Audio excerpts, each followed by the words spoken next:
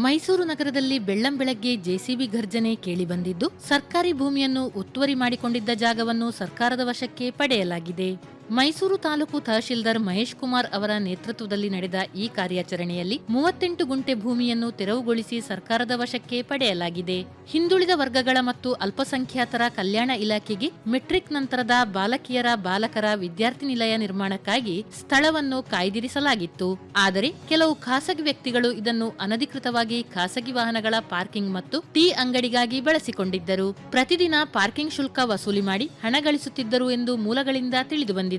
ಹಿಂದುಳಿದ ವರ್ಗಗಳ ಮತ್ತು ಅಲ್ಪಸಂಖ್ಯಾತರ ಇಲಾಖೆಯ ಜಿಲ್ಲಾ ಅಧಿಕಾರಿಯವರು ಒತ್ತುವರಿ ತೆರವುಗೊಳಿಸುವಂತೆ ಜಿಲ್ಲಾಡಳಿತಕ್ಕೆ ಮನವಿ ಸಲ್ಲಿಸಿದ್ದರು. ಜಿಲ್ಲಾಧಿಕಾರಿಗಳ ನಿರ್ದೇಶನದಂತೆ ಫೆಬ್ರವರಿ 6ರಂದು ತಹಶೀಲ್ದಾರ್ ಮಹೇಶ್ ಕುಮಾರ್ ಹಾಗೂ ಅವರ ತಂಡ ಸ್ಥಳಕ್ಕೆ ಭೇಟಿ ನೀಡಿ ಜೆಸಿಬಿ ಸಹಾಯದಿಂದ ಒತ್ತುವರಿ ತೆರವು ಮಾಡಿದರು. ಕೋಟ್ಯಾಂತರ ರೂಪಾಯಿ ಬೆಲೆ ಬಾಳುವ ಈ ಭೂಮಿಯನ್ನು ಸರ್ಕಾರದ ವಶಕ್ಕೆ ಪಡೆಯುವ ಮೂಲಕ ವಿದ್ಯಾರ್ಥಿ ನಿಲಯ ನಿರ್ಮಾಣಕ್ಕೆ ಮಾರ್ಗ ಸುಗಮಗೊಳಿಸಿದೆ. ಕಾರ್ಯಾಚರಣೆಯ ಸಂದರ್ಭದಲ್ಲಿ ನಗರ ಮಾಪನ ಇಲಾಖೆಯ ಸಹಾಯಕ ನಿರ್ದೇಶಕ ಚಿಕ್ಕಣ್ಣ, ಹಿಂದುಳಿದ ವರ್ಗಗಳ ಕಲ್ಯಾಣ ಇಲಾಖೆ ಜಿಲ್ಲಾಧಿಕಾರಿ ರಾಘವೇಂದ್ರ, ಆರಕ್ಷಕ ನಿರೀಕ್ಷಕ ಯೋಗಾಂಜನಪ್ಪ, ರವಿಶಂಕರ್ ಮತ್ತು ರೋಹಿತ್ ಅವರು ಹಾಜರಿದ್ದರು.